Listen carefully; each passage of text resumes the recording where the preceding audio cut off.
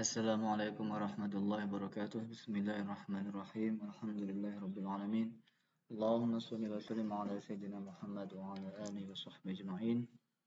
Alhamdulillahirabbil alamin. Nah, kita pada kali ini membahas tentang masalah hibah dan hubungannya dengan hukum waris Islam.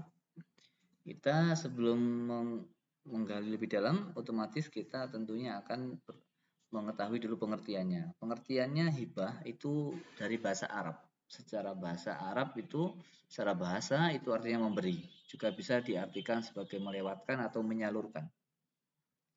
Hibah merupakan salah satu contoh akad tabarru'. Akad tabarru' itu akad yang dibuat tidak untuk mencari keuntungan, non profit, melainkan ditujukan kepada orang lain secara cuma-cuma dengan mengharap ridho Allah. Itu namanya tabarru', akad tabarru', ya.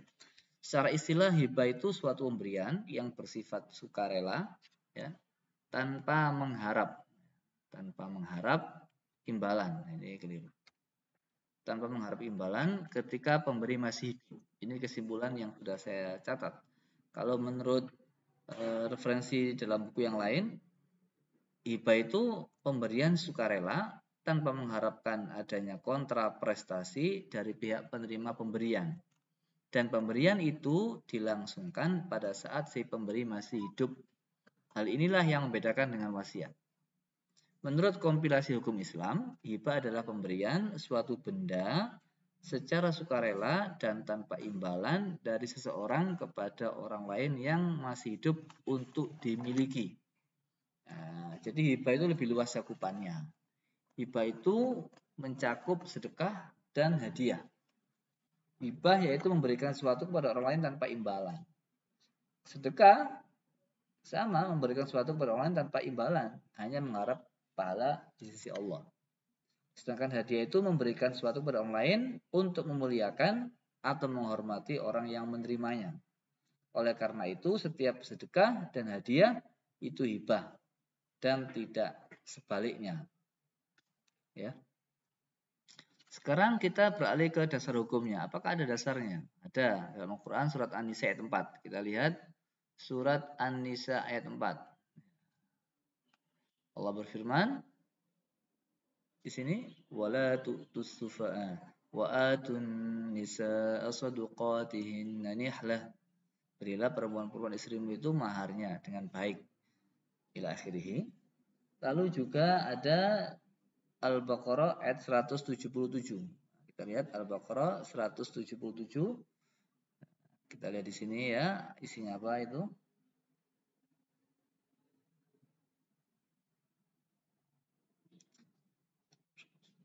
Wa atal mala ala hubbihi, bukan 77 tapi 177.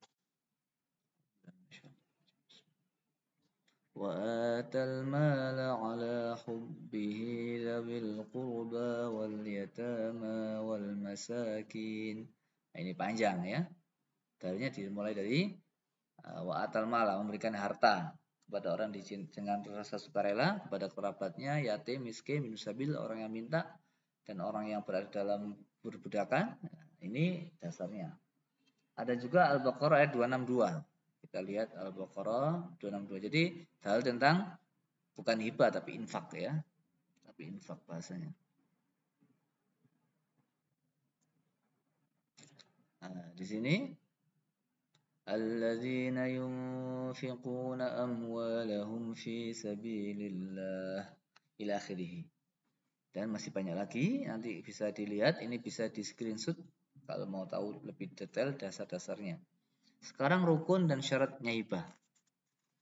Yang pertama adalah orang yang menghibah. Jadi hukumnya hibah itu hukumnya sunnah. Tidak wajib ya. Nanti kita akan lihat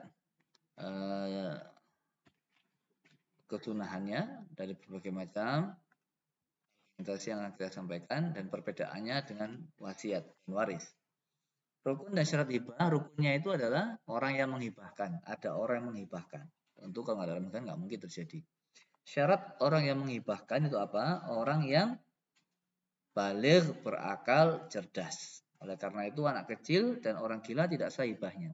Itu syarat dari orang yang menghibahkan. Jadi rukunnya ada 4 dan masing-masing 4 ini, poin ini adalah syaratnya. Jadi tadi orang yang menghibahkan harus orang yang paham ya, baligh, berakal, cerdas.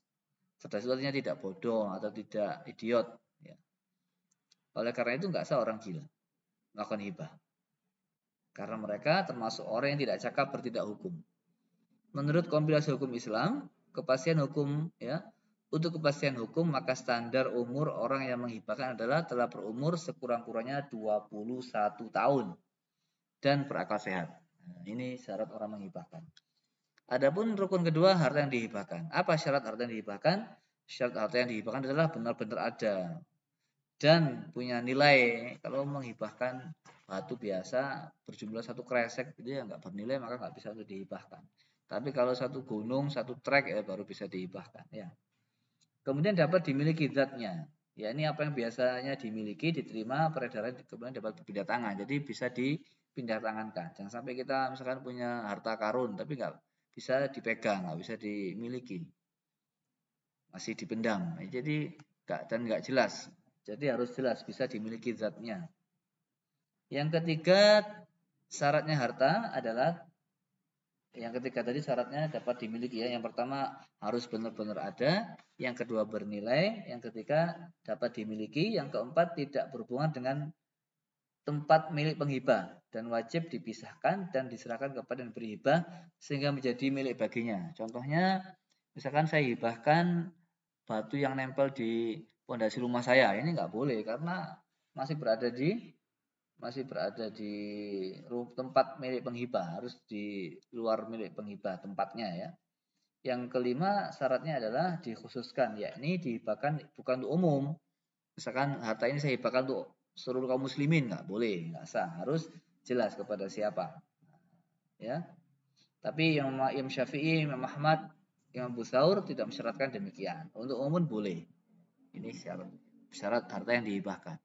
Lalu yang ketiga adalah lafadz hibah. Lafadz hibah ini ya, lafadz hibah ini merupakan rukun atau ijab qabul.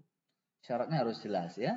Ijab qabul harus didasarkan pada kesepakatan bebas dari para pihak tanpa adanya unsur paksaan, kekhilafan atau penipuan. Pernyataan ijab qabul dapat dirasakan baik lisan maupun tulisan. Jadi bisa. Lalu orang yang menerima hibah. Syaratnya orang menerima hibah gimana ya? Syarat orang yang menghibahkan. Kalau ini orang yang dihibahkan itu ada yang menerimanya. Orang yang bertindak sebagai penerima hibah harus benar-benar sudah ada.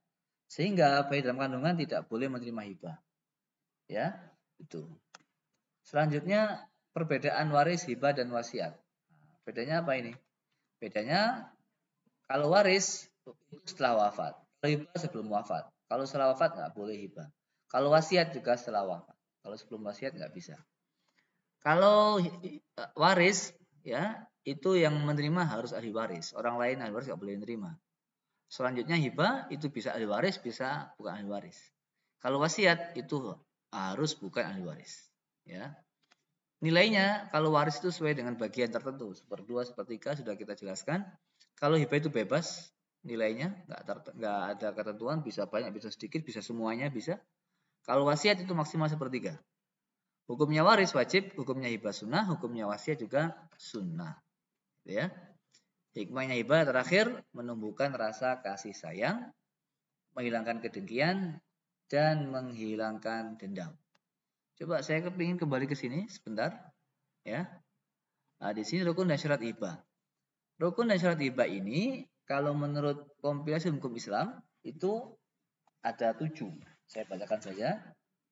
Ya, orang yang menghibahkan telah berumur sekurang-kurangnya 21 tahun. Tadi harta yang dihibahkan sebanyaknya seperti harta benda pada orang lain. Jadi hibah pun kalau dalam kompilasi hukum Islam itu nggak boleh lebih dari 1/3.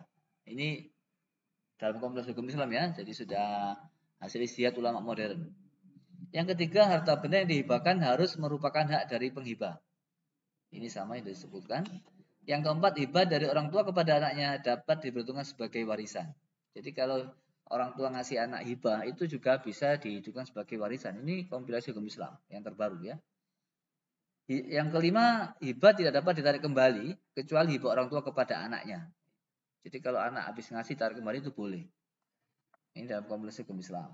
Yang keenam, hibah yang diberikan pada saat pemberi hibah dalam keadaan sakit yang dekat dengan kematian, maka harus mendapat persetujuan dari ahli warisnya. Ini enggak ada tadi di syarat yang sudah disampaikan. Yang ketujuh terakhir, warga negara Indonesia yang berada di negara asing dapat membuat surat hibah di hadapan konsulat atau kedutaan Republik Indonesia setempat sepanjang isinya tidak bertentangan dengan ketentuan pasal-pasal 210 sampai 214 tentang hibah dalam kompilasi hukum Islam. Ya, saya kira demikian untuk materi kali ini. Oh, silakan diskusikan, tanya jawabkan. Nah, kita senang kalau grupnya rame ya. Semoga sehat selalu, sukses selalu, panjang umur, banyak rezekinya, dan wafat husnul khotimah. Subhanallah. Terima kasih. Assalamualaikum warahmatullahi wabarakatuh.